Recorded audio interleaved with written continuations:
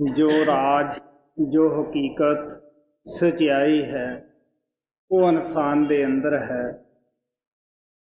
प्रभु परमात्मा अकाल पुरख वाहिगुरु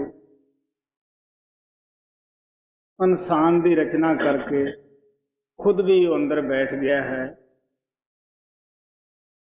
महात्मा पीपा जी कहते हैं, जो ब्रह्मंडे सोई पिंडे, जो खोजा सो पावै।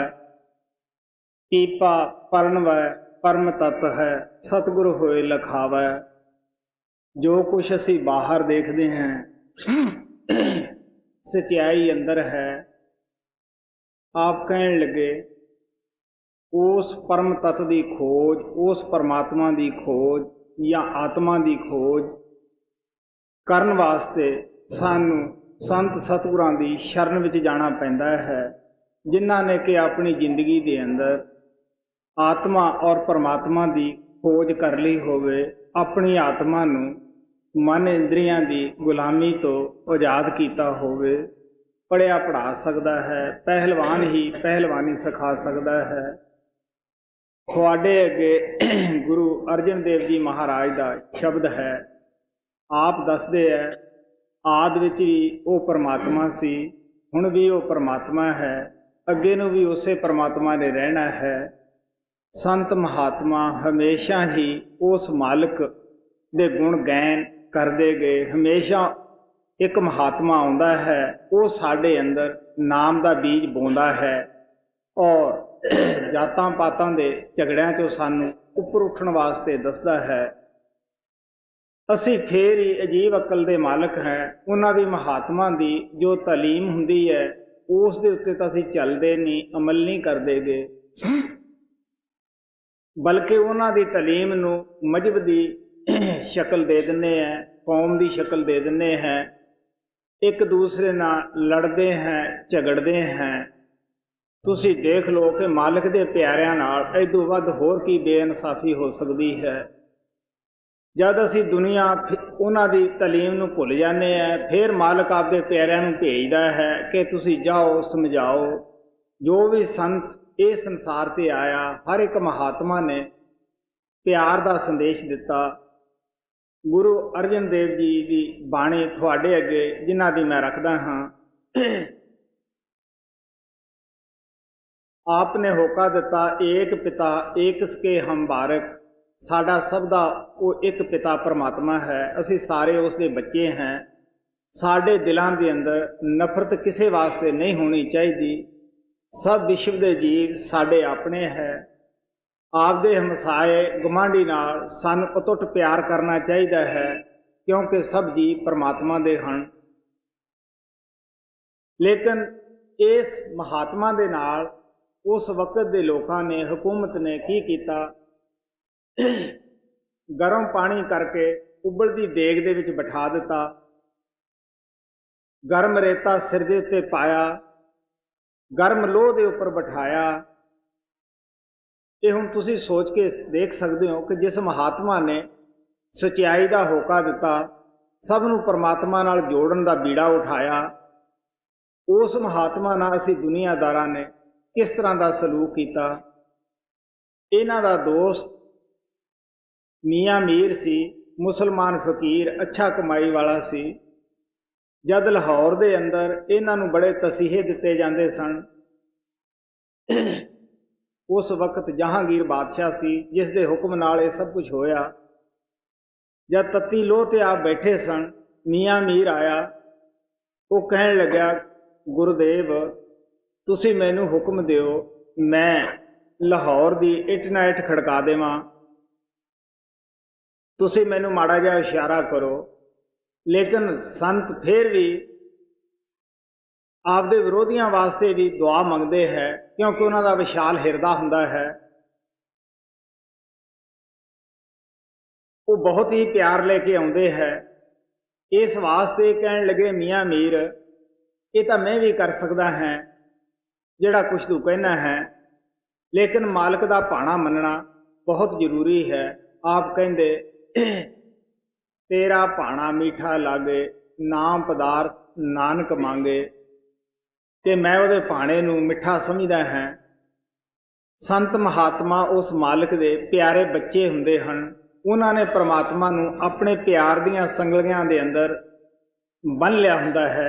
ਪਿਆਰਾ ਬੱਚਾ ਜੋ ਚਾਹਵੇ ਆਪਦੇ ਬਾਪ ਤੋਂ ਕਰਾ ਸਕਦਾ ਹੈ, ਲੇਕਿਨ ਉਹ ਕਦੇ ਵੀ ਬਰਿਆਈ ਨਹੀਂ ਕਿਸੇ ਵਾਸਤੇ ਸੋਚਦੇ। ਜਦ ਵੀ ਸੋਚਦੇ ਹੈ ਭਲਾ ਹੀ ਸੋਚਦੇ ਹੈ। ਸੋ ਸ਼ਬਦ ਨੂੰ ਗੌਰ ਨਾਲ ਸੁਣੋ ਕਿ ਮਹਾਤਮਾ ਦਾ ਕੀ ਉਪਦੇਸ਼ ਹੈ। ਅਸੀਂ ਅਜੀਬ ਹੀ ਕਿਸਮ ਦੇ ਆਦਮੀ ਹੁੰਦੇ ਹਾਂ ਕਿ ਉਹਨਾਂ ਮਹਾਤਮਾ ਦੇ ਉਪਦੇਸ਼ ਤੇ ਚੱਲਣ ਦੀ ਬਜਾਏ ਉਹਨਾਂ ਨੂੰ ਹੀ ਕਸ਼ਟ ਦੇਣਾ ਸ਼ੁਰੂ ਕਰ ਦਿੰਦੇ ਹਾਂ। ਜਿਸ ਤਰ੍ਹਾਂ ਭੇਡਾਂ ਦੇ ਵਾੜੇ ਨੂੰ ਅੱਗ ਲੱਗ ਜਾਂਦੀ ਹੈ, ਲੋਕ ਉਹਨਾਂ ਤੇ ਦਇਆ ਕਰਦੇ ਹੈ, ਭੇਡਾਂ ਨੂੰ ਬਾਹਰ ਨਿਕਾਲਦੇ ਹੈ, ਲੇਕਿਨ ਉਹ ਸੁਸਾਇਟੀ ਦੀਆਂ ਬੱਝੀਆਂ ਹੋਈਆਂ ਉਸੇ ਵਾੜੇ ਦੇ ਅੰਦਰ ਅੱਗ ਦੇ ਵਿੱਚ ਜਾ ਕੇ ਰਾਖ ਹੋ ਜਾਂਦੀਆਂ ਹੈ, ਲੇਕਿਨ ਉਹ ਸੁਸਾਇਟੀ ਨਹੀਂ ਛੱਡਦੀਆਂ। ਇਹੀ ਹਾਲਤ ਸਾਡੀ ਹੈ। ਅਸੀਂ ਸੁਸਾਇਟੀ ਨਹੀਂ ਛੱਡਦੇਗੇ ਕਿਉਂਕਿ ਅਸੀਂ ਕੌਮਾਂ ਮਜ਼ਹਬਾਂ ਦੇ ਵਿੱਚ ਫਸ ਚੁੱਕੇ ਹਾਂ। ਹਾਲਾਂਕਿ ਪ੍ਰਮਾਤਮਾ ਨੇ ਇਨਸਾਨ ਬਣਾਇਆ ਹੈ, ਉਹਨੇ ਕਿਸੇ ਨੂੰ ਕੋਈ ਲੇਬਲ ਲਾ ਕੇ ਨਹੀਂ ਭੇਜਿਆ, ਨਾ ਉਸਨੇ ਇਹ ਹੀ ਕਿਹਾ ਕਿ ਮੈਨੂੰ ਕੋਈ ਲੇਬਲ ਪਸੰਦ ਹੈ। ਬਲਕਿ ਗੁਰੂ ਅਮਰਦਾਸ ਜੀ ਮਹਾਰਾਜ ਕਹਿੰਦੇ ਹੈ, ਜਿੱਥੇ ਲੇਖਾ ਮੰਗੀਏ ਤਿੱਥੇ ਦੇਹ ਜਾਤ ਨਾ ਜਾਏ। ਜਿੱਥੇ ਭਰਾਵਾ ਤੇਰਾ ਹਿਸਾਬ ਕਿਤਾਬ ਹੋਣਾ ਹੈ, ਨਾ ਤੇਰੀ ਦੇਹ ਜਾਵੇ ਨਾ ਤੇਰੀ ਜਾਤ ਜਾਵੇ। ਕਬੀਰ ਸਾਹਿਬ ਕਹਿੰਦੇ ਹੈ, ਡੂਬੋਗੇ ਰੇ ਬਾਪਰੇ ਬਹੁ ਲੋਗਨ ਕੀ ਕਾਨ, ਤਬ ਕੁਲ ਕਿਸ ਕਾ ਲਾਜ ਸੀ ਜਬ ਤੱਕ ਝਰਿਓ ਮਸਾਨ। ਕਹਿਣ ਲੱਗੇ ਤੂੰ ਦੁਨੀਆ ਨੂੰ ਖੁਸ਼ ਕਰਦਾ ਕਰਦਾ ਸੰਸਾਰ ਤੋਂ ਕੂਚ ਕਰ ਜਾਏਗਾ। ਜਦ ਚੱਕ ਕੇ ਮਸਾਣਾਂ ਦੇ ਵਿੱਚ ਅਗਨੀ ਤੇ ਸਪੁਰਦ ਕਰ ਦਿੱਤਾ, ਕਿਸੇ ਨੇ ਨਹੀਂ ਪੁੱਛਣਾ ਕਿ ਹਿੰਦੂ ਹੈ ਇਸ ਨੂੰ ਅੱਗ ਨਹੀਂ ਲੱਗਦੀ, ਜਾਂ ਇਹ ਈਸਾਈ ਹੈ ਇਸ ਨੂੰ ਨਹੀਂ ਲੱਗਦੀ ਗੀ। ਤਾਂ ਮਹਾਤਮਾ ਦੇ ਕਹਿਣ ਦਾ ਭਾਵ ਇਤਨਾ ਹੀ ਹੈ ਕਿ ਇਹ ਜਿਨ੍ਹਾਂ ਚੀਜ਼ਾਂ ਪਿੱਛੇ ਅਸੀਂ ਝਗੜਦੇ ਹਾਂ, ਇਹ ਅਸੀਂ ਮਨ ਦੇ ਮਗਰ ਲਾ ਕੇ ਜਾਤਾਂ ਬਣਾਈਆਂ, ਮਨ ਦੇ ਮਗਰ ਲਾ ਕੇ ਕੌਮਾਂ ਬਣਾਈਆਂ, ਮਨ ਦੇ ਮਗਰ ਲਾ ਕੇ ਇੱਕ ਦੂਸਰੇ ਨਾਲ ਅਸੀਂ ਨਫ਼ਰਤ ਕਰਦੇ ਹਾਂ। ਅਗਰ ਸਾਡਾ ਕੋਈ ਦੁਸ਼ਮਣ ਹੈ ਤਾਂ ਉਹ ਮਨ ਹੈ। ਜਦ ਅਸੀਂ ਮਨ ਦੀ ਰੁਕਾਵਟ ਦੂਰ ਕਰਦੇ ਹਾਂ, ਸਾਰੀ ਦੁਨੀਆ ਜਿਹੜੀ ਹੈ ਉਹ ਸਾਡਾ ਘਰ ਹੀ ਪ੍ਰਤੀਤ ਹੁੰਦੀ ਹੈ। ਗੁਰੂ ਨਾਨਕ ਸਾਹਿਬ ਕਹਿੰਦੇ ਹੈ, ਮਨ ਜੀਤੈ ਜਗ ਜੀਤ। ਜੇ ਅਸੀਂ ਆਪਣੇ ਮਨ ਨੂੰ ਜਿੱਤ ਲੈਂਦੇ ਹਾਂ ਤਾਂ ਜਗ ਨੂੰ ਪੈਦਾ ਕਰਨ ਵਾਲੇ ਨੂੰ ਹੀ ਜਿੱਤ ਲੈਂਦੇ ਹਾਂ ਜੀ। ਵਾਰੂ ਸੋਲੇ ਮਹੱਲਾ ਪੰਜਵਾਂ, ਪੰਨਾ 1075। ਆਦ ਨਿਰੰਜਨ ਪ੍ਰਭ ਨਿਰੰਕਾਰਾ, ਅਬ ਮੈਂ ਵਰਤੈ ਆਪ ਨਿਰਾਰਾ। ਵਾਰਨ ਜਾਤ ਜਿਹਨ ਨਹੀਂ ਕੋਈ, ਅਬ ਹੁਕਮੇ ਸ੍ਰਿਸ਼ਟ ਉਪਾਇੰਦਾ। ਕਹਿਣ ਲੱਗੇ ਉਹ ਮਾਇਆ ਤੋਂ ਰਹਿਤ ਪਰਮਾਤਮਾ ਸੱਚਖੰਡ ਦੇ ਵਿੱਚ ਰਹਿੰਦਾ ਹੈ। ਬੜੀ ਉਹ ਜੁਗਤੀ ਦੇ ਨਾਲ ਸਾਡੇ ਅੰਦਰ ਵੀ ਸਮਾਇਆ ਹੋਇਆ ਹੈ। ਜਿਸ ਤਰ੍ਹਾਂ ਖੰਡ ਪਤਾਸੇ ਦੇ ਵਿੱਚ ਸਮਾ ਜਾਂਦੀ ਹੈ, ਪਾਣੀ ਅੰਦਰ ਮਿਸ਼ਰੀ ਸਮਾ ਜਾਂਦਾ, ਪਾਣੀ ਦੇ ਅੰਦਰ ਮਿਸ਼ਰੀ ਸਮਾ ਜਾਂਦੀ ਹੈ, ਉਸ ਪਾਣੀ ਦਾ ਰੰਗ ਤਬਦੀਲ ਨਹੀਂ ਹੁੰਦਾ, ਜਾਇਕੇ ਦਾ ਫਰਕ ਪੈ ਜਾਂਦਾ ਹੈ। ਇਸੇ ਤਰ੍ਹਾਂ ਆਪ ਕਹਿੰਦੇ ਹੈ ਕਿ ਉਸ ਪਰਮਾਤਮਾ ਦੀ ਕੋਈ ਕੌਮ ਨਹੀਂ, ਕੋਈ ਮਜ਼ਹਬ ਨਹੀਂ, ਕੋਈ ਖਾਸ ਉਸ ਦਾ ਮੁਲਕ ਨਹੀਂ, ਸਾਰੇ ਹੀ ਮੁਲਕ ਉਸ ਦੇ ਹੈ, ਸਭ ਸਮਾਜਾਂ ਉਸ ਦੀਆਂ ਹਨ। ਕਹਿਣ ਲੱਗੇ ਜੋ ਕੁਛ ਇਹ ਸ੍ਰਿਸ਼ਟੀ ਉਹਨੇ ਪੈਦਾ ਕੀਤੀ ਹੈ ਉਹ ਨਾਮ ਦੇ ਜ਼ਰੀਏ ਪੈਦਾ ਕੀਤੀ ਹੈ, ਹੁਕਮ ਦੇ ਜ਼ਰੀਏ ਪੈਦਾ ਕੀਤੀ ਹੈ। ਉਸ ਨੂੰ ਹੁਕਮ ਕਹੋ। ਗੁਰੂ ਨਾਨਕ ਸਾਹਿਬ ਕਹਿੰਦੇ ਹੈ, ਹੁਕਮੀ ਹੋਵਨ ਆਕਾਰ ਹੁਕਮ ਨ ਕਿਹਾ ਜਾਈ, ਹੁਕਮੀ ਉੱਤਮ ਨੀਚ ਹੁਕਮ ਲਿਖ ਦੁਖ ਸੁਖ ਪਾਈ ਹੈ। ਇੱਕ ਨਾ ਹੁਕਮੀ ਬਖਸ਼ੀਸ ਇੱਕ ਹੁਕਮੀ ਸਦਾ ਭਵਾਈ ਹੈ। ਹੁਕਮ ਅੰਦਰ ਸਭ ਕੋ ਬਾਹਰ ਹੁਕਮ ਨਾ ਕੋਏ। ਗੁਰੂ ਨਾਨਕ ਸਾਹਿਬ ਕਹਿੰਦੇ ਉਸ ਪਰਮਾਤਮਾ ਦੇ ਹੁਕਮ ਤੋਂ ਕੋਈ ਜੀਵ ਜੰਤੂ ਬਾਹਰ ਨਹੀਂ ਗਾ, ਸਭ ਉਹਨੇ ਹੁਕਮ ਦੇ ਨਾਲ ਹੀ ਸਾਰੀ ਸ੍ਰਿਸ਼ਟੀ ਦੀ ਪੈਦਾ ਕੀਤੀ ਹੈ, ਔਰ ਉਸ ਹੁਕਮ ਦੇ ਆਧਾਰ ਤੇ ਹੀ ਇਹ ਸ੍ਰਿਸ਼ਟੀ ਤੁਰ ਫਿਰ ਰਹੀ ਹੈ। ਸੋ ਇਸ ਵਾਸਤੇ ਆਪ ਕਹਿੰਦੇ ਹੈ ਕਿ ਜਦ ਉਸ ਮਾਲਕ ਦੀ ਕੋਈ ਜਾਤ ਨਹੀਂ, ਕੌਮ ਨਹੀਂ, ਤਾਂ ਅਸੀਂ ਕਿਉਂ ਜਾਤਾਂ ਪਾਤਾਂ ਦੇ ਝਗੜਿਆਂ ਦੇ ਵਿੱਚ ਫਸੇ ਹਾਂ, ਇੱਕ ਦੂਜੇ ਦੇ ਖੂਨ ਦੇ ਪਿਆਸੇ ਹੋਏ ਹਾਂ। ਜਦ ਸੂਰਜ ਦੀ ਕੋਈ ਜਾਤ ਨਹੀਂ, ਕਿਰਨ ਦੀ ਕੀ ਹੋ ਸਕਦੀ ਹੈ? ਜਦ ਉਸ ਪਰਮਾਤਮਾ ਦੀ ਕੋਈ ਜਾਤ ਨਹੀਂ, ਆਤਮਾ ਦੀ ਕੀ ਹੋ ਸਕਦੀ ਹੈ? ਆਤਮਾ ਦੀ ਉਹੀ ਜਾਤ ਹੈ ਜੋ ਪਰਮਾਤਮਾ ਦੀ ਹੈ। ਸੂਫੀ ਸੰਤ ਬੁੱਲੇ ਸ਼ਾਹ ਕਹਿੰਦੇ ਹੈ, ਅਮਲਾਂ ਉੱਪਰ ਹੋਣ ਨਵੇੜੇ ਖੜੀ ਰਹਿਣਗੀਆਂ ਜਾਤਾਂ। ਭਰਾਵਾ ਅੱਗੇ ਤਾਂ ਤੇਰੇ ਅਮਲ ਕਰਤੂਤ ਦੇਖਣੀ ਹੈ, ਕਿਸੇ ਨੇ ਨਹੀਂ ਜਾਤ ਪਾਤ ਉੱਥੇ ਪੁੱਛਣੀ ਗੀ। ਰਵਿਦਾਸ ਜੀ ਮਹਾਰਾਜ ਕਹਿੰਦੇ ਹੈ, ਜਾਤ ਪਾਤ ਪੁੱਛੇ ਨਾ ਕੋ, ਹਰ ਕੋ ਭਜੇ ਸੋ ਹਰ ਕਾ ਹੋ ਜੀ। ਵਰਨ ਜਾਤ ਚਿਹਨ ਨਹੀਂ ਕੋਈ, ਅਬ ਹੁਕਮੇ ਸਿਸ਼ਟ ਉਪਾਇੰਦਾ। ਲਖ 84 ਜੋਨ ਸਵਾਈ, ਮਾਨਸ ਕੋ ਪ੍ਰਭ ਦੀ ਵਡਿਆਈ। ਇਸ ਪੌੜੀ ਤੇ ਜੋ ਨਰ ਚੁਕੈ, ਸੋ ਆਏ ਜਾਏ ਦੁਖ ਪਾਇੰਦਾ। ਹੁਣ ਗੁਰੂ ਅਰਜਨ ਦੇਵ ਜੀ ਮਹਾਰਾਜ ਕਹਿੰਦੇ ਆ ਕਿ ਉਸ ਪਰਮਾਤਮਾ ਨੇ 184 ਜੂਨ ਪੈਦਾ ਕੀਤੀ ਹੈ, ਸਭ ਦਾ ਸਿਰੋਮਣੀ ਸਰਦਾਰ ਇਨਸਾਨ ਨੂੰ ਬਣਾਇਆ ਹੈ। ਅਗਰ ਇਹ ਮੌਕਾ ਇੱਕ ਵਾਰੀ ਹੱਥ ਦੇ ਵਿੱਚੋਂ ਕੱਢ ਦਿੰਦਾ ਹੈ, ਆਉਂਦਾ ਹੈ ਜਾਂਦਾ ਹੈ, ਜੰਮਦਾ ਹੈ ਮਰਦਾ ਹੈ, 184 ਦੇ ਅੰਦਰ ਸਾਰੀਆਂ ਹੀ ਜੂਨਾਂ ਆ ਜਾਂਦੀਆਂ ਹੈ। ਅਗਰ ਜੇ ਆਪਾਂ 10-10 ਸਾਲ ਵੀ ਕਿਸੇ ਜੂਨ ਦਾ ਹਿਸਾਬ ਲਾਈਏ ਤਦ ਵੀ ਲੱਖੋਂ ਬਰਸ ਬਣ ਜਾਂਦੇ ਹੈ ਇਨਸਾਨੀ ਜਾਮੇ ਦੇ ਵਿੱਚ ਆਉਣ ਵਾਸਤੇ। ਲੇਕਿਨ ਇਹ ਕਿਆਸ ਹੀ ਹੈ, ਨਹੀਂ ਤਾਂ ਬਹੁਤ ਜੂਨੀਆਂ, ਜਿਵੇਂ ਸੱਪਾਂ ਦੀਆਂ ਉਮਰਾਂ ਬੜੀਆਂ ਲੰਮੀਆਂ ਹੁੰਦੀਆਂ ਹੈ, ਦਰਖਤਾਂ ਦੀਆਂ ਬੜੀਆਂ ਜੂਨਾਂ ਲੰਮੀਆਂ ਹੁੰਦੀਆਂ ਹਨ। ਤੋ ਕਹਿਣ ਦਾ ਭਾਵ ਇਤਨਾ ਹੀ ਹੈ ਕਿ ਇੱਕ ਵਾਰੀ ਇਹ ਸੁਨਹਿਰੀ ਮੌਕਾ ਇਨਸਾਨੀ ਜਾਮੇ ਦਾ ਅਸੀਂ ਹੱਥ 'ਚੋਂ ਕੱਢ ਦਿੰਦੇ ਹਾਂ। ਉਹ ਕਹਿਣ ਲੱਗੇ ਫਿਰ ਆਉਂਦਾ ਹੈ ਜਾਂਦਾ ਹੈ, ਜੰਮਦਾ ਹੈ ਮਰਦਾ ਹੈ। ਗੁਰੂ ਰਾਮਦਾਸ ਜੀ ਮਹਾਰਾਜ ਕਹਿੰਦੇ ਹੈ, ਜਿਨੀ ਐਸਾ ਹਰ ਨਾਮ ਨਾ ਚੇਤਿਆ, ਸੇ ਕਾਹੇ ਜਾ ਗਾਏ। ਇਹ ਮਾਨਸ ਜਨਮ ਦੁਰਲਭ ਹੈ, ਨਾਮ ਬਿਨ ਬਿਰਥਾ ਸਭ ਜਾਏ। ਹੁਣ ਬਤ ਹਰ ਨਾਮ ਨਾ ਬੀਜਿਆ, ਅੱਗੇ ਭੁੱਖਾ ਕਿਆ ਖਾਏ। ਮਨ ਮੁੱਖਾਂ ਨੂੰ ਫਿਰ ਜਨਮ ਹੈ, ਨਾਨਕ ਹਰ ਭਾਏ। ਕਹਿਣ ਲੱਗੇ ਮਨਮੁੱਖ ਆਦਮੀ ਨੂੰ ਫਿਰ ਸੰਸਾਰ ਵਿੱਚ ਆਉਣਾ ਜਾਣਾ ਪੈਂਦਾ ਹੈ। ਇਸ ਵਾਸਤੇ ਨਾਮ ਦੀ ਕਮਾਈ ਵਾਲਾ ਹੀ ਆਪਦੇ ਜੀਵਨ ਨੂੰ ਇਨਸਾਨੀ ਜਾਮੇ ਨੂੰ ਸਫਲ ਕਰਦਾ ਹੈ ਜੀ। ਇਸ ਪੌੜੀ ਤੇ ਜੋ ਨਰ ਚੁਕੈ, ਸੋ ਆਏ ਜਾਏ ਦੁਖ ਪਾਇੰਦਾ। ਕੀਤਾ ਹੋਵੇ ਇਸ ਕਿਆ ਕਹੀਏ, ਗੁਰਮੁਖ ਨਾਮ ਪਦਾਰਥ ਲਈਐ। ਇਸ ਆਪ ਭੁਲਾਏ ਤੋਈ ਭੂਲੈ, ਸੋ ਬੂਝੈ ਜਿਸੈ ਬੁਝਾਏਂਗਾ। ਹੁਣ ਆਪ ਪਿਆਰ ਦੇ ਨਾਲ ਕਹਿੰਦੇ ਆ ਕਿ ਦੁੱਖ ਸੁੱਖ, ਗਰੀਬੀ ਅਮੀਰੀ, ਬਿਮਾਰੀ ਤੰਦਰੁਸਤੀ, ਮਹਾਰਾਜ ਸਾਵਣ ਸਿੰਘ ਕਹਿੰਦੇ ਹੁੰਦੇ ਕਿ ਹਰ ਇਨਸਾਨ ਆਪਣੇ ਕਰਮਾਂ ਮੁਤਾਬਕ ਲਿਖਾ ਕੇ ਲਿਆਉਂਦਾ ਹੈ। ਪ੍ਰਲੱਭਤ ਇਨਸਾਨ ਦੇ ਪੈਦਾ ਹੋਣ ਤੋਂ ਪਹਿਲਾਂ ਹੀ ਬਣ ਜਾਂਦੀ ਹੈ, ਜਿਹੜੀ ਕਿ ਨਾ ਕੋਈ ਘਟਾ ਸਕਦਾ ਨਾ ਵਧਾ ਹੀ ਸਕਦਾ ਹੈ।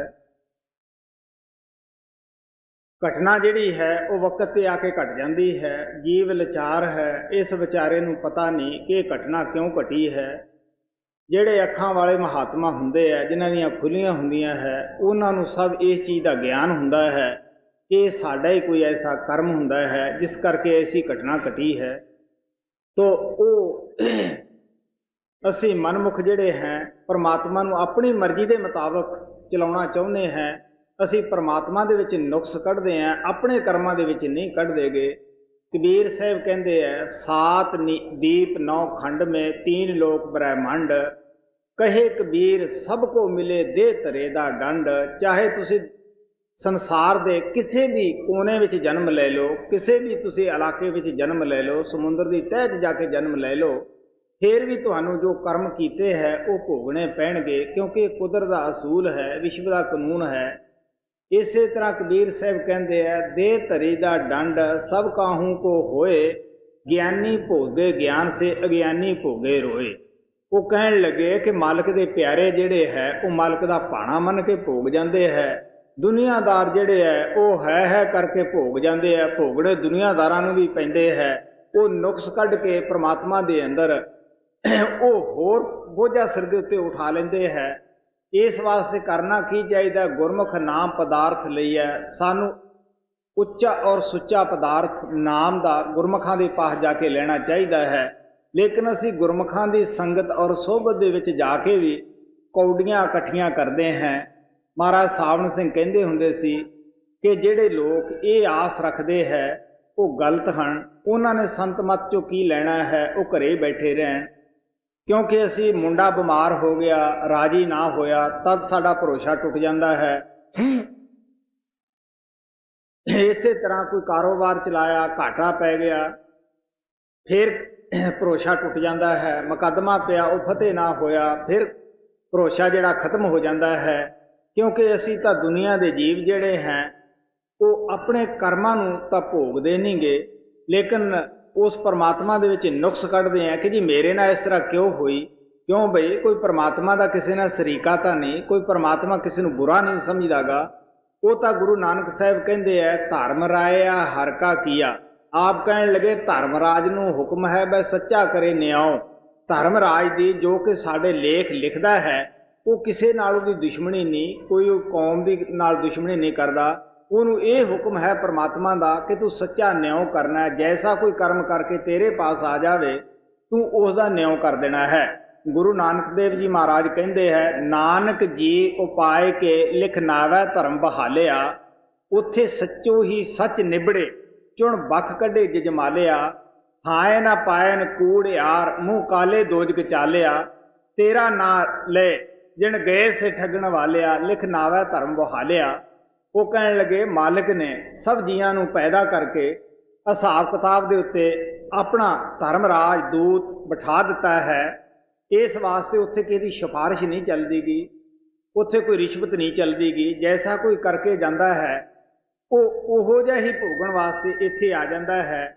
ਪਸ਼ੂ ਦੇ ਜਾਮੇ ਵਿੱਚ ਭੋਗਣਾ ਪਵੇ, ਪੰਛੀ ਦੇ 'ਚ ਭੋਗਣਾ ਪਏ, ਇਨਸਾਨ ਬਣ ਕੇ ਭੋਗਣਾ ਪਏ। ਤੁਹਾਨੂੰ ਪਤਾ ਹੈ ਕਿ ਪਸ਼ੂ ਪੰਛੀ ਵੀ ਲੂਲੇ ਲੰਗੜੇ ਹੁੰਦੇ ਹੈ, ਉਹਨਾਂ ਨੂੰ ਵੀ ਬਿਮਾਰੀ ਤੰਦਰੁਸਤੀ ਹੁੰਦੀ ਹੈ, ਇਨਸਾਨਾਂ ਨੂੰ ਵੀ ਹੁੰਦੀ ਹੈ।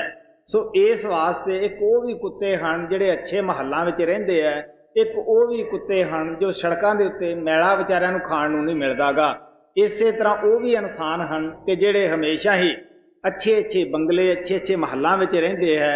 ਉਹ ਵੀ ਇਨਸਾਨ ਹੀ ਹਨ ਕਿ ਜਿਨ੍ਹਾਂ ਦੇ ਪਾਸ ਵਿਚਾਰਿਆਂ ਦੇ ਝੌਂਪੜੀ ਤੱਕ ਨਹੀਂ ਔਰ ਜਿਸਮ ਦੇ ਉੱਤੇ ਕੋਈ ਕੱਪੜਾ ਤੱਕ ਵੀ ਨਹੀਂਗਾ ਔਰ ਜਿਸਮ ਵੀ ਉਹਨਾਂ ਦਾ ਤੰਦਰੁਸਤ ਨਹੀਂ ਹੁੰਦਾਗਾ। ਆਮ ਤੁਸੀਂ ਫੁੱਟਪਾਥਾਂ ਦੇ ਉੱਤੇ ਪਏ ਲੋਕਾਂ ਨੂੰ ਦੇਖਦੇ ਹੋ, ਉਹਨਾਂ ਦੀ ਕੀ ਹਾਲਤ ਹੈ। ਸੋ ਮਹਾਤਮਾ ਸਾਨੂੰ ਪਿਆਰ ਦੇ ਨਾਲ ਸਮਝਾਉਂਦੇ ਹੈ ਜਿਸ ਆਪ ਭੁਲਾਏ ਸੋਈ।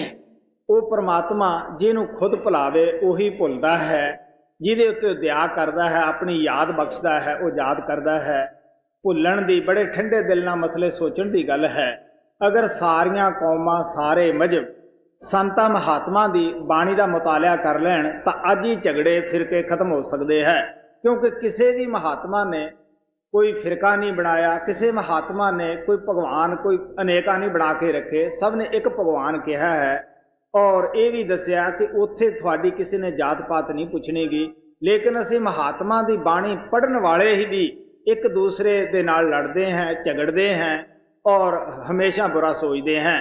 ਉਹਦੀ ਵਜ੍ਹਾ ਕੀ ਹੈ ਕਿ ਸਾਡੀ ਸਮਝ ਕਿਉਂ ਨਹੀਂ ਬਾਣੀ ਆਉਂਦੀਗੀ ਕਿ ਸਾਨੂੰ ਅਜੇ ਪਰਮਾਤਮਾ ਨੇ ਉਸ ਦੇ ਕਾਬਲ ਨਹੀਂ ਬਣਾਇਆ, ਸਾਡੇ ਤੇ ਦਇਆ ਨਹੀਂ ਕੀਤੀ, ਸਾਨੂੰ ਉਹਨੇ ਆਪਦਾ ਪਿਆਰ ਨਹੀਂ ਬਖਸ਼ਿਆਗਾ। ਗੁਰੂ ਨਾਨਕ ਦੇਵ ਜੀ ਮਹਾਰਾਜ ਸਾਨੂੰ ਦੱਸਦੇ ਹੈ ਉਸ ਇਲਮ ਪੜ੍ਹੇ ਦਾ ਕੀ ਫਾਇਦਾ ਜਿਹਦੇ ਨਾਲ ਅਸੀਂ ਆਪਦੀ ਖੋਟੀ ਆਦਤ ਜਾਂ ਆਪਦੀਆਂ ਕਮਜ਼ੋਰੀਆਂ ਨਹੀਂ ਕੱਢਣੀਆਂ ਗਈਆਂ।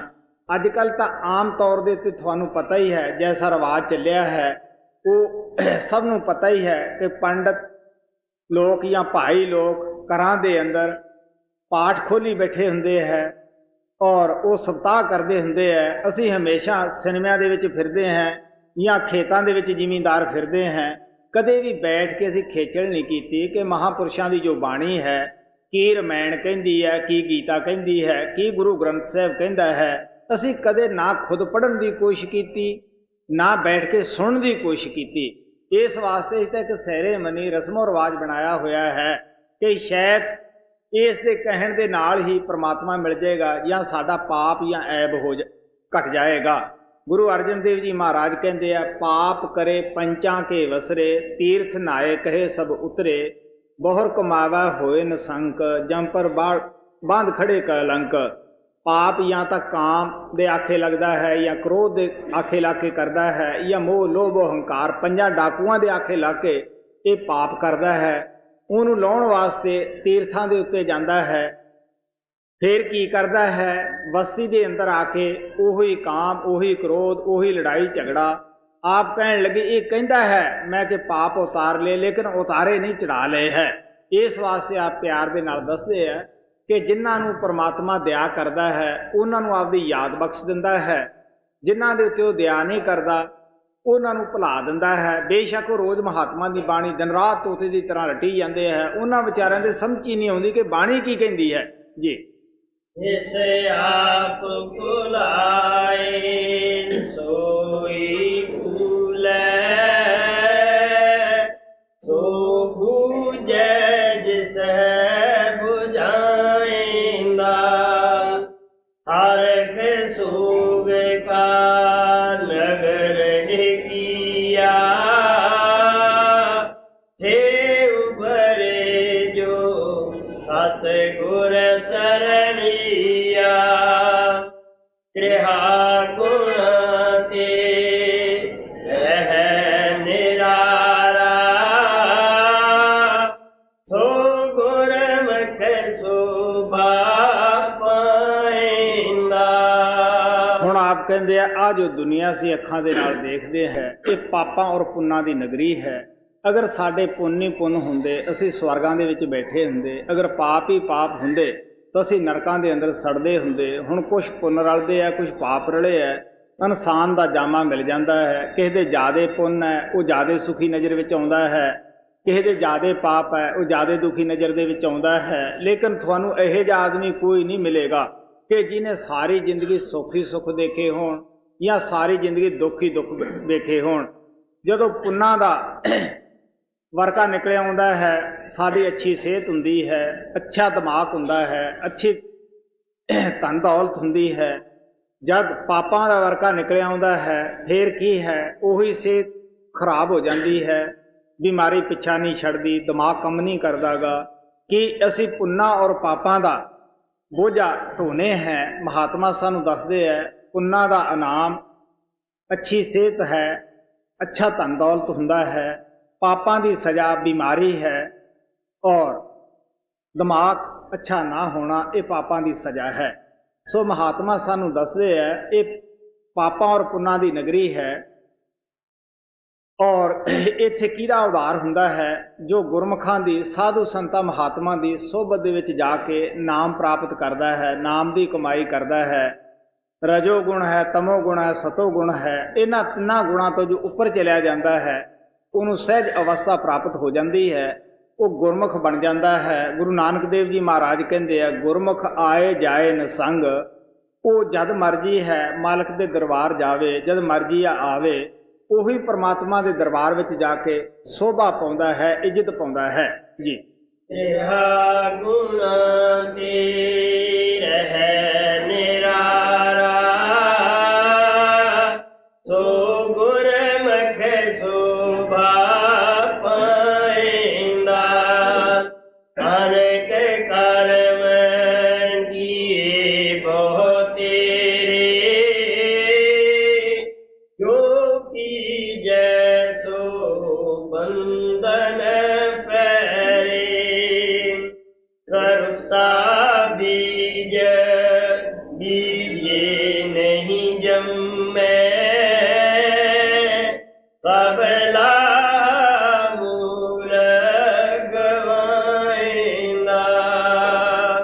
अर्जुन नूं कृष्ण भगवान ने भी कहा कि ना तो सानू देह दे बंधनां चों साडे पाप ही छुड़ा सकते हैं, ना पुण्य ही छुड़ा सकते हैं। जितना बुरे कर्म सानू बंधन दे विच साबित हुंदे है उन्ने साडे पुण्य हुंदे है।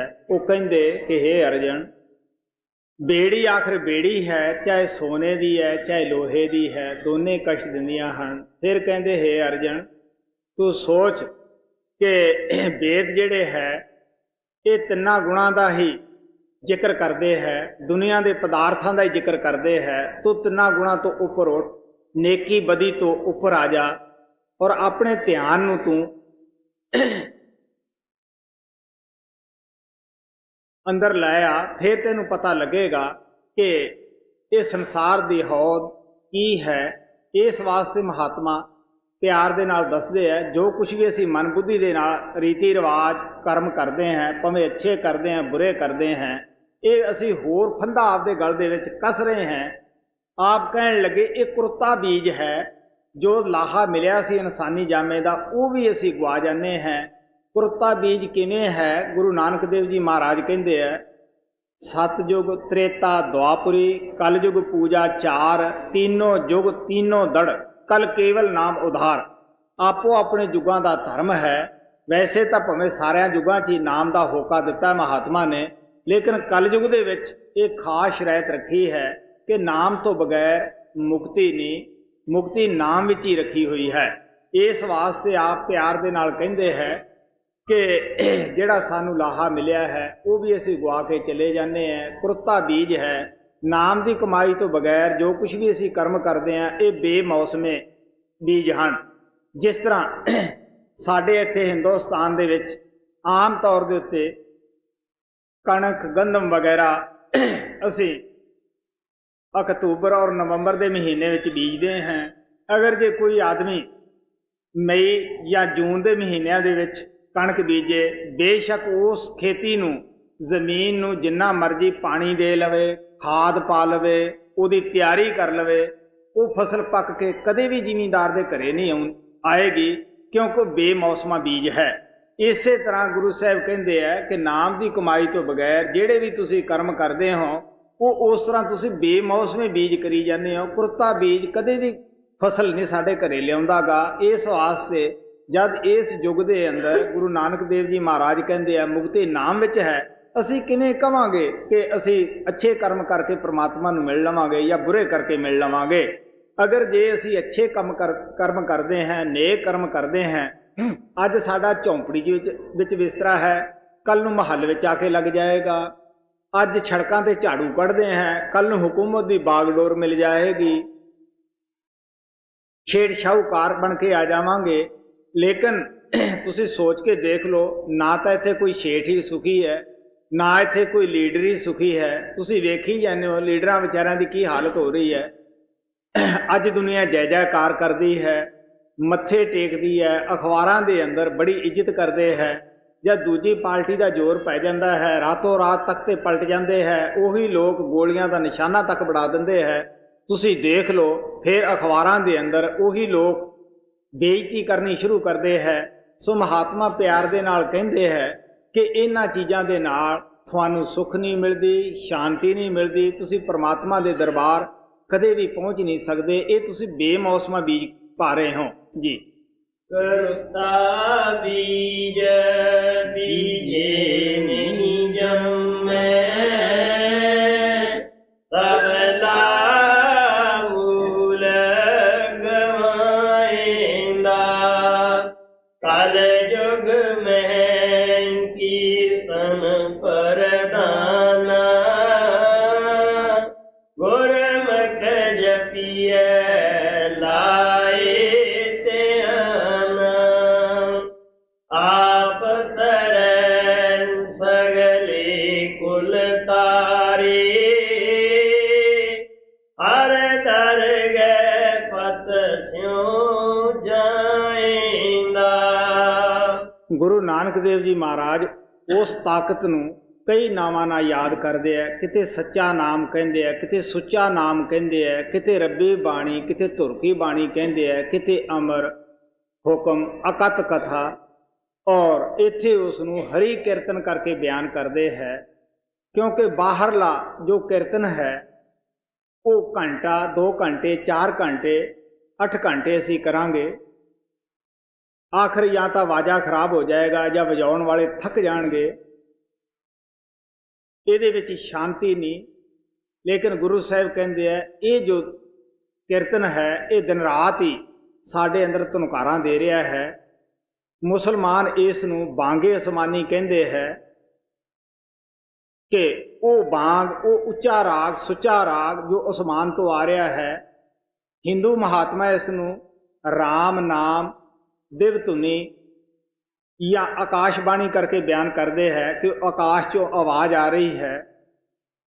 सो हर एक महात्मा ने आपो अपनी बोली के अंदर उहदे उस ताकत नूं बयान किया है। जो नाम मुक्ति दिंदा है वो बिना लिखिया कानून है, बिना बोली भाषा है। वो ना हिंदी च लिखिया जाता है, ना पंजाबी च लिखिया जाता है, ना वो किसी संस्कृत के अंदर लिखिया जाता है। जे किसी खास जबान च लिखिया जाता हुंदा, जिहड़े लोग वो जबान नहीं जानते गए उन्हां नाल तां बेइनसाफी सी। तो परमात्मा ने नाम जो है वो गुप्त रखिया है। गुरु नानक देव जी महाराज कहते हैं गुप्ता नाम वरतै विच कलयुग घट घट हर भरपूर रहा। वो हर एक दे अंदर नाम की डोरी गुप्त रखी है। गुरमुखां नूं उस नाम का वाकफ किया है।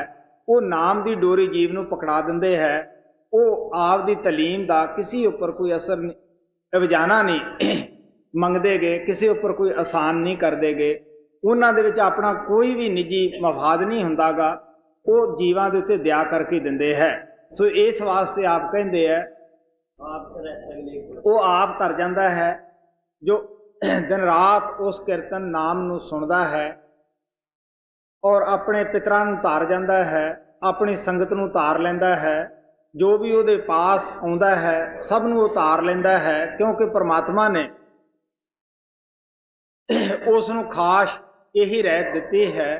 गुरु नानक साहब कहते हैं सच्ची बैसक तिन्ना संग जिन संग जपिया नाओ तिस संग न कीचे नानक जिन्ना अपना सुआओ। कहन लगे उन्हां दी संगत हमेशा लाहेदायक है जिन्हां दे नाल बैठ के नाम जपण दा ख्याल आवे या असीं नाम जप सकीए। कहन लगे उन्हां आदमियां दी संगत भुल के भी ना करो जिन्हां नूं हंकार है कौम मजहब दा या अपनी मन पढ़ाई का या दिमागी पहलवान जो बने है। इस वास्ते आप प्यार दे नाल कहंदे है उन्हां दे कोले जाके बैठो जिहड़े नाम जपदे आ वो तुहानूं नाम जपाउणगे। उन्हां नूं पता है कि किस तरह नाम नूं जपना है। इस वास्ते आप कहंदे वो जीव आप तर जाता है, अपने संगे साथियों नूं तार लैंदा है और दरगाह दे अंदर भी पत ना जाता है, इज्जत ना जाता है, अगे उहदा स्वागत करदा है वो परमात्मा। गुरु नानक देव जी महाराज कहंदे है धर्म राया हर का किया हर जन सेवक नेड़ न आवा। आप कहन लगे लूट ले साकत पत खोए सात जना पग मल मल धोए। साकतां नूं वो भी डंड दिंदा है, बुरा कहंदा है, नरक च पाउंदा है, लेकिन मालक दे प्यारिਆਂ दे वो पैर धोंदा है कि धन हो तुसीं जिहड़े मातलोक दे अंदर लोकां दे ताने मिहणे सह के बिमारियां दा खोड़ पहन के तुसीं नाम जपिया और नाम की कमाई की जी। आप तरैन सगली कुल तारी हर दर गए पत स्यों जाइंदा। खंड पताल दीप सब लुआ सब काल आप प्रभ किया। नेह चल एक आप अविनाशी तो नेह चल जो सहते आइंदा। हुण आप कहंदे आ जितने भी खंड पताल दीप वगैरह हैं इन्हां दा सब दा रचेता वो परमात्मा है, सब नूं पैदा करने वाला परमात्मा है। इन्हां खंडा ब्रह्मंडां दा इंतजाम करने वास्ते काल नूं सौंप दिता है, काल नूं ला दिता है। काल भी उसे दा बनाया होया है। स्वामी जी महाराज कहंदे है अगर काल नूं ना रचदा जीवां नूं खौफ ना हुंदा। इस वास्ते ये रचना रच के खुद परमात्मा ने काल दे सपुर्द कर दी।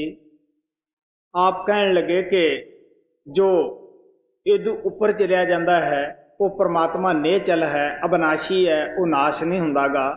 ਜਿਹੜੇ ਉਸ ਨੂੰ ਧਿਆਉਂਦੇ ਹੈ, ਉਸ ਨੂੰ ਆਪਦੇ ਅੰਦਰ ਪ੍ਰਮਾਤਮਾ ਨੂੰ ਪ੍ਰਗਟ ਕਰ ਲੈਂਦੇ ਹੈ, ਉਹ ਵੀ ਨਿਹਚਲ ਹੋ ਜਾਂਦੇ ਹੈ, ਉਹ ਵੀ ਅਬਨਾਸ਼ੀ ਹੋ ਜਾਂਦੇ ਹੈ, ਉਹਨਾਂ ਦਾ ਕਦੇ ਨਾਸ਼ ਨਹੀਂ ਹੁੰਦਾਗਾ। ਸਰੀਰਾਂ ਦਾ ਹੀ ਨਾਸ਼ ਹੁੰਦਾ ਹੈ, ਲੇਕਿਨ ਜੋ ਤਾਕਤ ਉਹਨਾਂ ਦੇ ਵਿੱਚ ਕੰਮ ਕਰਦੀ ਹੈ ਉਹ ਨਾ ਕਦੇ ਨਾਸ਼ ਹੁੰਦੀ ਹੈ ਨਾ ਹੋ ਹੀ ਸਕਦੀ ਹੈ। ਗੁਰੂ ਨਾਨਕ ਦੇਵ ਜੀ ਮਹਾਰਾਜ ਕਹਿੰਦੇ ਹੈ ਕਿ ਸਤਿਗੁਰੂ ਮੇਰਾ ਸਦਾ ਸਦਾ ਨਾ ਆਵੈ ਨਾ ਜਾਏ, ਉਹ ਅਬਨਾਸ਼ੀ ਪੁਰਸ਼ ਹੈ, ਹਰ ਜਾ ਰਹਾ ਸਮਾਏ। ਉਹ ਤਾਂ ਹਰ ਜਗ੍ਹਾ ਮੌਜੂਦ ਹੈ, ਇਸ ਵਾਸਤੇ ਆਪ ਕਹਿੰਦੇ ਉਹਦਾ ਕਦੇ ਨਾਸ਼ ਨਹੀਂ ਹੁੰਦਾ, ਕਦੇ ਫਨਾ ਨਹੀਂ ਹੁੰਦਾਗਾ। ਜੋ ਉਸ ਨੂੰ ਧਿਆਉਂਦੇ ਹੈ, ਉਹਦੀ ਭਗਤੀ ਕਰਦੇ ਹੈ, ਉਹ ਵੀ ਨਾਸ਼ ਨਹੀਂ ਹੁੰਦੇਗੇ, ਫਨਾ ਨਹੀਂ ਹੁੰਦੇਗੇ, ਉਹ ਵੀ ਪਰਮਾਤਮਾ ਨੂੰ ਮਿਲ ਕੇ ਪਰਮਾਤਮਾ ਹੋ ਜਾਂਦੇ ਹਨ। ਨਿਹਚਲ ਏਕ ਆਪ ਅਬਿਨਾਸੀ, ਸੋ ਨਿਹਚਲ ਜੋ ਤਿਸੈ ਧਿਆਇਂਦਾ। ਹਰ ਕਾ ਸੇਵਕ ਸੋ ਹਰ ਜੀਆ, ਭੇਦ ਨ ਜਾਣੋ ਮਾਨਸ ਦਿਆ। ਕਿਉ ਜਲ ਤਰੰਗ ਉਠੈ ਬਹੁ ਭਾਗੀ, ਫਿਰ ਸਲਲ ਸਲਲ ਸਮਾਇਂਦਾ। ਹੁਣ ਗੁਰੂ ਅਰਜਨ ਦੇਵ ਜੀ ਮਹਾਰਾਜ ਕਹਿੰਦੇ ਹੈ ਕਿ ਉਹ ਜਿਹੜੇ ਪ੍ਰਮਾਤਮਾ ਦੀ ਭਗਤੀ ਕਰਦੇ ਹੈ, ਜਿਨ੍ਹਾਂ ਨੇ ਆਪਣੇ ਅੰਦਰ ਪ੍ਰਮਾਤਮਾ ਨੂੰ ਪ੍ਰਗਟ ਕਰ ਲਿਆ ਹੈ, ਕਹਿਣ ਲੱਗੇ ਉਹਦੇ ਔਰ ਪ੍ਰਮਾਤਮਾ ਦੇ ਵਿੱਚ ਕੋਈ ਫਰਕ ਨਹੀਂਗਾ। ਤੁਸੀਂ ਇਹ ਨਾ ਸਮਝੇ ਇਨਸਾਨ ਹੈ, ਜਿਸ ਤਰ੍ਹਾਂ ਪੜ੍ਹੇ ਅਣਪੜ੍ਹੇ ਦੇ ਵਿੱਚ ਫਰਕ ਹੁੰਦਾ ਹੈ, ਉਹਨਾਂ ਦੀ ਅਕਲ ਦਾ ਕਾਬਲੀਅਤ ਦਾ ਫਰਕ ਹੁੰਦਾ ਹੈ। ਇਨਸਾਨਤਾ ਦੇਖਣ ਦੇ ਵਿੱਚ ਅਣਪੜ੍ਹ ਵੀ ਹੈ, ਲੇਕਿਨ ਪੜ੍ਹਿਆ ਲਿਖਿਆ ਸਮਝਦਾਰ ਵਿਅਕਤੀ ਹੁੰਦਾ ਹੈ। ਇਸੇ ਤਰ੍ਹਾਂ ਸ਼ਕਲ ਤਾਂ ਸਾਡੇ ਵਰਗੀ ਸੰਤ ਮਹਾਤਮਾ ਰੱਖਦੇ ਹੈ, ਸਾਡੇ ਤਰ੍ਹਾਂ ਬੋਲਦੇ ਹੈ, ਗੱਲਾਂ ਕਰਦੇ ਹੈ, ਸਮਾਜ ਰੱਖਦੇ ਹੈ, ਲੇਕਿਨ ਅੰਦਰੋਂ ਉਹ ਪ੍ਰਮਾਤਮਾ ਦੇ ਨਾਲ ਜੁੜੇ ਹੈ, ਅੰਦਰੋਂ ਉਹ ਕੋਈ ਹੋਰ ਹੈ। ਇਸ ਵਾਸਤੇ ਆਪ ਪਿਆਰ ਦੇ ਨਾਲ ਕਹਿੰਦੇ ਹੈ, ਹਰ ਕਾ ਸੇਵਕ ਸੋ ਹਰ ਜਿਹਾ। ਉਹ ਮਾਲਕ ਤੋਂ ਘੱਟ ਨਹੀਂ, ਮਾਲਕ ਨੇ ਉਹਨੂੰ ਆਪ ਦੇ ਗਲੇ ਲਾਇਆ ਹੈ, ਉਹਨੂੰ ਆਪ ਜੈਸਾ ਬਣਾਇਆ ਹੈ। ਭੇਦ ਨਾ ਜਾਣੋ ਮਾਨਸ ਦੇਹਾ, ਤੁਸੀਂ ਮਾਨਸ ਔਰ ਉਹਦੇ ਵਿੱਚ ਭੇਦ ਨਾ ਸਮਝੋ, ਕਿਉਂਕਿ ਉਹ ਪਰਮਾਤਮਾ ਦਾ ਪੁੱਤਰ ਬਣ ਗਿਆ ਹੈ, ਬਾਪ ਬੇਟਾ ਇੱਕ ਹੋ ਗਏ ਹੈ। ਜਿਉਂ ਜਲ ਤਰੰਗ ਉੱਠੇ ਬਹੁ ਭਾਤੀ ਮਿਲ ਸੱਲੇ ਸੱਲ ਸਮਾਏਂਦਾ। ਉਸ ਮਹਾਤਮਾ ਦਾ ਪਰਮਾਤਮਾ ਨਾਲ ਕੀ ਰਿਸ਼ਤਾ ਹੈ? ਕਹਿਣ ਲੱਗੇ ਜਿਸ ਤਰ੍ਹਾਂ ਪਾਣੀ ਦੇ ਵਿੱਚ ਹਵਾ ਪੈਂਦੀ ਹੈ, ਬੁਲਬੁਲੇ ਬਣ ਜਾਂਦੇ ਹੈ, ਫਿਰ ਹਵਾ ਨਿਕਲ ਜਾਂਦੀ ਹੈ, ਉਹ ਪਾਣੀ ਬਣ ਜਾਂਦੇ ਹੈ। ਪਹਿਲਾਂ ਵੀ ਪਾਣੀ ਸੀ, ਬੁਲਬੁਲਾ ਵੀ ਪਾਣੀ ਸੀ। ਇਹ ਉਹਨਾਂ ਦਾ ਰਿਸ਼ਤਾ ਹੈ ਪਰਮਾਤਮਾ ਦੇ ਨਾਲ। ਉਹ ਪਰਮਾਤਮਾ ਦੇ ਵਿੱਚੋਂ ਆਉਂਦੇ ਹੈ, ਔਰ ਜਿੰਨਾ ਚਿਰ ਹੁਕਮ ਹੁੰਦਾ ਹੈ, ਜਿੰਨੀਆਂ ਆਤਮਾ ਨੂੰ ਹੁਕਮ ਹੁੰਦਾ ਹੈ ਕਿ ਇਹਨਾਂ ਨੂੰ ਤੁਸੀਂ ਨਾਮ ਦੇਣਾ ਹੈ, ਉਹਨਾਂ ਨੂੰ ਪਰਮਾਤਮਾ ਦੇ ਨਾਲ ਜੋੜ ਕੇ ਉਹ ਆਪਣੇ ਘਰ ਵਾਪਸ ਚਲੇ ਜਾਂਦੇ ਹੈ। ਕਬੀਰ ਸਾਹਿਬ ਕਹਿੰਦੇ ਹੈ ਕਿ ਸੰਤ ਮੂਏ ਕਿਆ ਰੋਈਐ, ਜੋ ਆਪਣੇ ਗ੍ਰਹਿ ਜਾਏ, ਰੋਵੋ ਸਾਖਤ ਵਾਪਰੇ, ਜੋ ਹਾਟੋ ਹਾਟ ਵਕਾਏ। ਕਹਿੰਦੇ ਹੈ ਕਿ ਸੰਤਾਂ ਨੂੰ ਤੁਸੀਂ ਕਿਉਂ ਰੋਂਦੇ ਹੋ? ਅਗਰ ਤੁਹਾਡੇ ਕੋਲੋਂ ਇਹ ਸੰਸਾਰ ਛੱਡ ਕੇ ਚਲੇ ਜਾਂਦੇ ਹੈ, ਤੁਸੀਂ ਸਾਖਤਾਂ ਪੁਰਸ਼ਾਂ ਨੂੰ ਰੋ, ਜਿਹੜੇ ਫੇਰ ਜੰਮਣਗੇ, ਫੇਰ ਮਰਨਗੇ, ਫੇਰ ਜੰਮਣਗੇ। ਸੋ ਇਸ ਵਾਸਤੇ ਮਹਾਤਮਾ ਪਿਆਰ ਦੇ ਨਾਲ ਦੱਸਦੇ ਹੈ ਉਹ ਔਰ ਪਰਮਾਤਮਾ ਦੇ ਵਿੱਚ ਕੀ ਫਰਕ ਹੋ ਸਕਦਾ ਹੈ। ਗੁਰੂ ਸਾਹਿਬ ਕਹਿੰਦੇ ਹੈ, ਜਨ ਪਰਉਪਕਾਰੀ ਆਏ, ਜੀਆ ਦਾਨ ਤੇ ਭਗਤੀ ਲੈਣ, ਹਰ ਸੋ ਲੈਣ ਮਿਲਾਏ। ਉਹ ਪਰਉਪਕਾਰ ਵਾਸਤੇ ਸੰਸਾਰ ਦੇ ਉੱਤੇ ਆਉਂਦੇ ਹੈ। ਉਹ ਸਾਡੇ ਤਰ੍ਹਾਂ ਕੈਦੀ ਬਣ ਕੇ ਨਹੀਂ ਆਉਂਦੇ ਹੁੰਦੇਗੇ। ਮਹਾਰਾਜ ਕਿਰਪਾਲ ਕਹਿੰਦੇ ਹੁੰਦੇ ਸੀਗੇ, ਜੇਲ੍ਹ ਖਾਨੇ ਦੇ ਅੰਦਰ ਕੈਦੀ ਵੀ ਹੁੰਦੇ ਹੈ, ਇੱਕ ਡਾਕਟਰ ਉਹਨਾਂ ਦੇ ਦੇਖਭਾਲ ਕਰਨ ਵਾਸਤੇ ਵੀ ਆਉਂਦਾ ਹੈ। ਇਸੇ ਤਰ੍ਹਾਂ ਸੰਤ ਮਹਾਤਮਾ ਮਾਲਕ ਦੇ ਭੇਜੇ ਹੋਏ ਸਾਡੇ ਰੋਗੀਆਂ ਨੂੰ ਨਾਮ ਦੀ ਦਵਾਈ ਦੇਣ ਵਾਸਤੇ ਆਉਂਦੇ ਹੈ। ਗੁਰੂ ਨਾਨਕ ਦੇਵ ਜੀ ਮਹਾਰਾਜ ਕਹਿੰਦੇ ਹੈ, ਸੰਸਾਰ ਰੋਗੀ ਨਾਮ ਦਾਰੂ, ਮੈਲ ਲੱਗਾ ਸੱਚ ਬਿਨਾ। ਕਹਿਣ ਲੱਗੇ ਇਹ ਮੈਲੇ ਹੋਏ ਬੈਠੇ ਹੈ ਔਰ ਰੋਗੀ ਹੋਏ ਬੈਠੇ ਹੈ, ਔਰ ਨਾਮ ਹੀ ਦੁਆ ਹੈ। ਗੁਰੂ ਸਾਹਿਬ ਕਹਿੰਦੇ ਸਰਵ ਰੋਗ ਦਾ ਔਖਦ ਨਾਮ, ਨਾਮ ਹੀ ਦਵਾਈ ਹੈ। ਨਾਮ ਨੂੰ ਮੈਲ ਨਹੀਂ ਲੱਗਦੀ, ਬਲਕਿ ਸਾਡੇ ਵਿੱਚੋਂ ਮੈਲ ਕੱਢ ਦਿੰਦਾ ਹੈ। ਸੋ ਇਸ ਵਾਸਤੇ ਆਪ ਪਿਆਰ ਦੇ ਨਾਲ ਕਹਿੰਦੇ ਹੈ ਕਿ ਉਸ ਦਾ ਮਾਲਕ ਦੇ ਨਾਲ ਕੀ ਰਿਸ਼ਤਾ ਹੈ, ਜਿਸ ਤਰ੍ਹਾਂ ਬੁਲਬੁਲੇ ਦਾ ਪਾਣੀ ਦੇ ਨਾਲ ਰਿਸ਼ਤਾ ਹੈ ਜੀ। ਜਿਉ ਜਲ ਤਰੰਗ ਉਠੈ ਬਹੁ ਭਾਂਤੀ,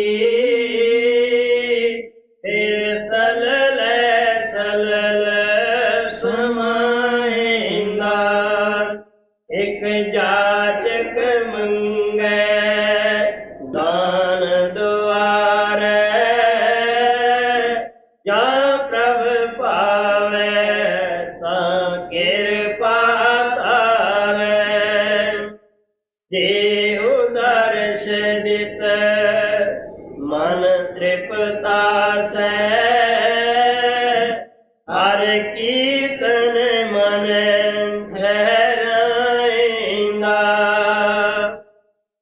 ਉਹ ਮਾਲਕ ਦੇ ਪਿਆਰੇ ਇਸ ਤਰ੍ਹਾਂ ਸੰਸਾਰ ਦੇ ਵਿੱਚ ਨਹੀਂ ਆਉਂਦੇਗੇ ਜਾਂ ਸਤਸੰਗ ਦੇ ਵਿੱਚ ਆਉਂਦੇ ਜਿਸ ਤਰ੍ਹਾਂ ਕਿ ਅਸੀਂ ਦੁਨੀਆਦਾਰ ਆਉਂਦੇ ਹੈ।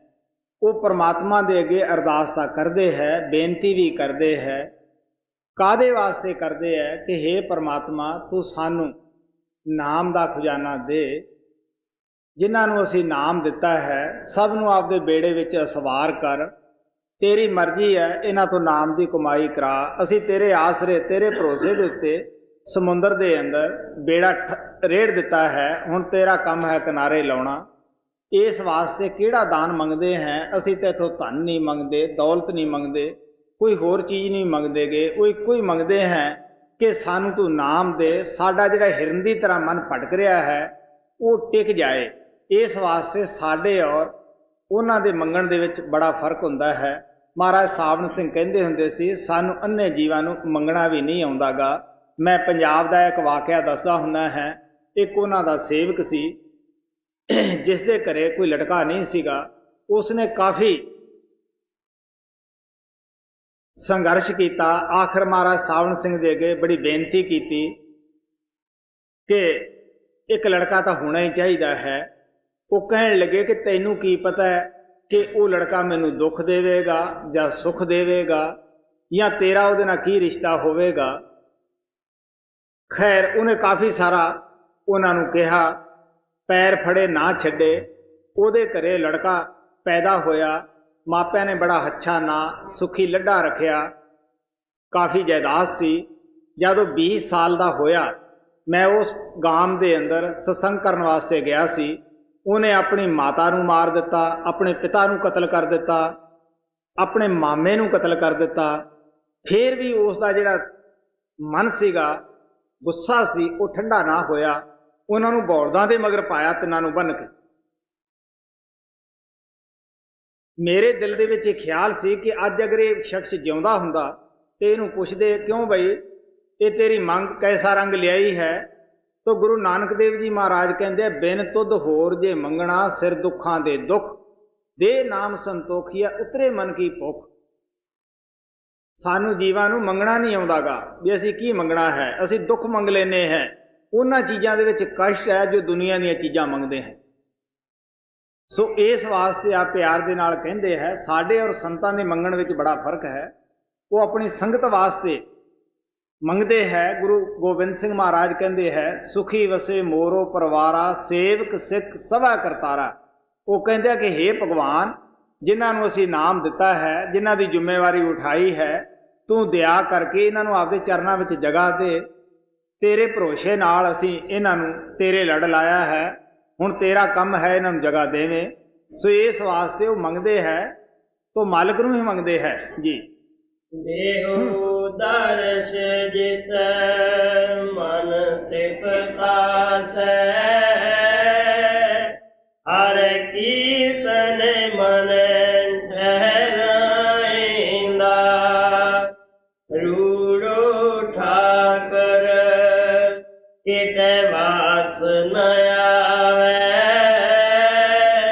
ਹਰ ਸੋ ਕਿਛ ਕਰੇ ਜੀ ਹਰ ਕਿਆ ਸੰਤਾਂ ਪਾਵੈ।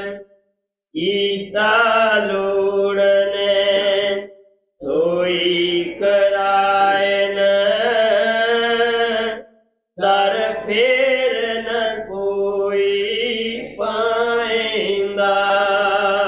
ਆਪ ਕਹਿੰਦੇ ਉਹ ਸੁੰਦਰ ਹੈ, ਪਿਆਰਾ ਹੈ ਪਰਮਾਤਮਾ। ਕਿਸੇ ਵੀ ਸਾਧਨ ਨਾਲ ਉਹ ਵਸ ਵਿੱਚ ਨਹੀਂ ਆ ਸਕਦਾਗਾ, ਕਿਸੇ ਤਰੀਕੇ ਨਾਲ ਵਸ ਵਿੱਚ ਨਹੀਂ ਆਉਂਦਾਗਾ। ਉਹ ਸੰਤਾਂ ਦੇ ਵਸ ਵਿੱਚ ਭਗਵਾਨ ਹੁੰਦਾ ਹੈ। ਉਹ ਜੋ ਚਾਹੁਣ ਉਸ ਪਰਮਾਤਮਾ ਤੋਂ ਕਰਾ ਸਕਦੇ ਹੈ। ਲੇਕਿਨ ਉਹ ਕੀ ਕਰਾਉਂਦੇ ਹੈ? ਆਪ ਕਹਿਣ ਲੱਗੇ ਕਿ ਜਿਹਨੂੰ ਅਸੀਂ ਨਾਮ ਦੇਈਏ, हे परमात्मा ਉਹਨੂੰ ਸੰਸਾਰ ਵਿੱਚ ਫੇਰ ਨਾ ਆਉਣਾ ਪਵੇ। ਜੋ ਸੰਤਾਂ ਦੇ ਕਹੇ ਮੁਤਾਬਕ ਨਾਮ ਦੀ ਕਮਾਈ ਕਰਦੇ ਹੈ, ਸੰਤਾਂ ਦੀ ਗਰੰਟੀ ਹੁੰਦੀ ਹੈ ਕਿ ਤੁਸੀਂ ਫੇਰ ਇਹ ਦੁਖੀ ਦੁਨੀਆ ਵਿੱਚ ਆਪਣੀ ਹਾਜ਼ਰੀ ਨਹੀਂ ਲਾਓਗੇ। ਜੇ ਅਸੀਂ ਮਨਮਰਜ਼ੀ ਕਰਦੇ ਹਾਂ ਤਾਂ ਸਾਨੂੰ ਪਤਾ ਹੀ ਹੈ ਕਿ ਫੇਰ ਪੈ ਜਾਂਦਾ ਹੈ। ਬੜੀ ਇੱਕ ਸੋਚ ਸਮਝਣ ਦੀ ਇਹ ਗੱਲ ਹੁੰਦੀ ਹੈ, ਲੇਕਿਨ ਫਿਰ ਵੀ ਸਤਿਗੁਰੂ ਦਿਆਲੂ ਹੁੰਦਾ ਹੈ। स्वामी जी महाराज कहते कि चौथे जन्म तो वध वो फिर भी नहीं दिंदागा, क्योंकि उसनूं बड़ा कष्ट हुंदा है, उन्हें जिम्मेवारी लई हुंदी है।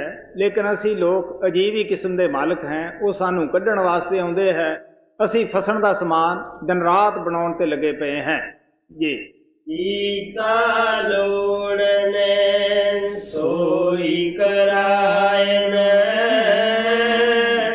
दर फेर न कोई पाइंदा, जिथे औगट आए बनस है प्राणी, तिथे हर त्याय सारग पानी, जिथे पुत्र कलतर ना वेली कोई, तिथे हर आप छुड़ाइंदा। गुरु अर्जन देव जी महाराज कहते हैं कि जिथे भयानक समा हुंदा है, जिथे ना कोई पुत मदद कर सकता है, ना कोई बेली कर सकता है, ना कोई समाज कर सकता है, वो दयालु गुरु उथे छड़ाउंदा है। कहन लगे पर साडे अंदर किहे जी तड़फ होनी चाहिए है, जिस तरह पपीहा पानी वास्ते पिरो पिरो करता है। कहन लगे कि इस तरह का शिष्य के अंदर गुरु वास्ते प्यार होवे, वो जरूर सहाई हुंदा है, मदद करता है, क्योंकि उसका मदद करना ही अपना फर्ज समझदा है, मदद करने वास्ते ही आउंदा है। बुल्ले ने कहा सीगा कि वो प्रभ साडा सखी है, असी सेवा कनियो सूम। वो तो सखी है, देण वास्ते तैयार रहिंदा है, लेकिन असी सेवा की भजन सिमरन करन कनियो सूम होए बैठे हैं, करदे नहीं गे। कहने जी गोडे दुखदे है, गिट्टे दुखदे है, कोई कहता जी मेरा मन नहीं लगता गा। गुरु नानक देव जी महाराज कहते हैं सारा दिन मजदूरी करे, हर सिमरन वेला बजर सिर पड़ा, सारा दिन पुत्रां धीआं दी कौमां मजहां दी इंद्रियां दी मजदूरी करते हैं। जब नाम की कमाई करनी है उदों सिर ते पत्थर आ टिकदा है, असी जी कर नहीं सकते गे। तुसी देख लो ये कितना क मुश्किल है वे करना कम। लेकिन इत्थे की है आके असी आलसी हो जाने हैं, दलिदरी हो जाने हैं। सब कुछ अपना एक आराम पराया, सब कम्मां नूं असी पहल दिती है, लेकिन नाम जपना जिहड़ा है ये जद वेले हुंदे हैं उदों ही कहने हैं शौकिया बहने हैं, लेकिन प्यार ना नहीं बहंदे गे। महाराज कृपाल कहंदे हुंदे सी 100 कम छड्ड के सत्संग दे अंदर जाओ, 1000 कम छड्ड के अभ्यास दे अंदर बैठो।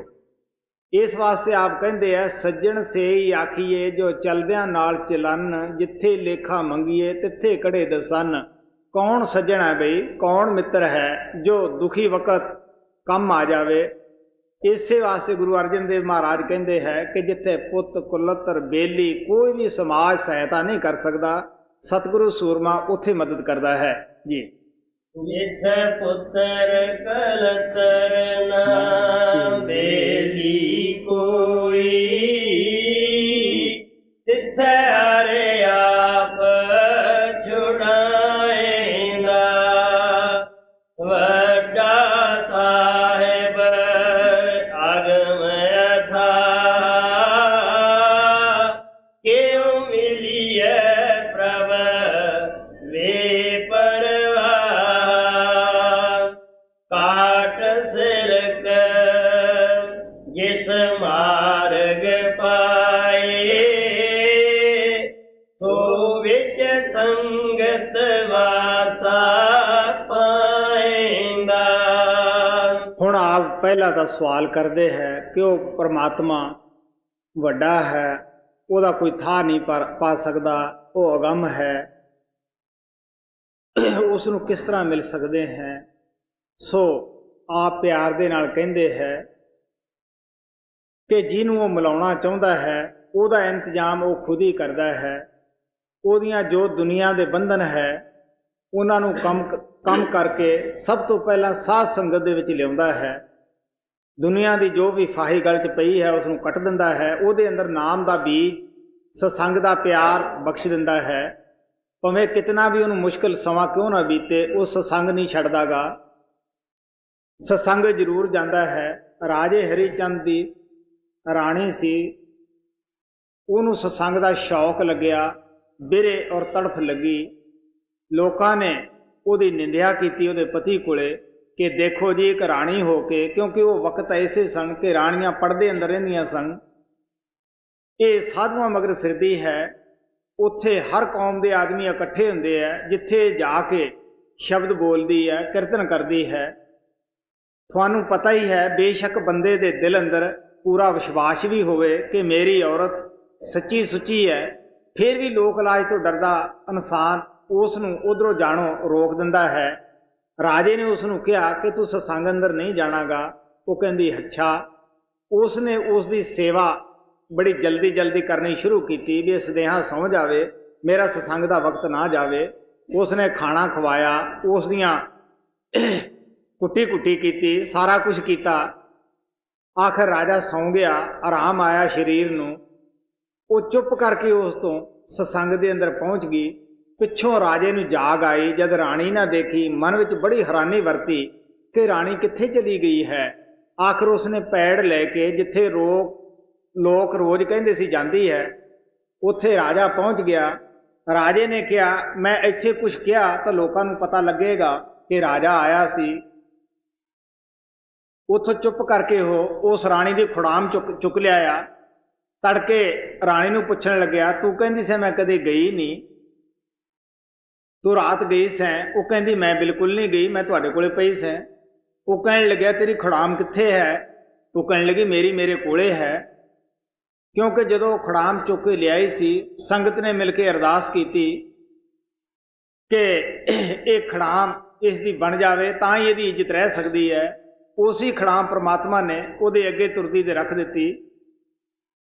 ਉਹ ਕਹਿਣ ਲੱਗੀ ਮੇਰੀ ਖੁੜਾਮ ਮੇਰੇ ਕੋਲੇ ਹੈ। ਰਾਜਾ ਬੜੀ ਜਲਦੀ ਨਾਲ ਅੰਦਰ ਗਿਆ, ਖੁੜਾਮ ਚੁੱਕ ਕੇ ਲਿਆਇਆ।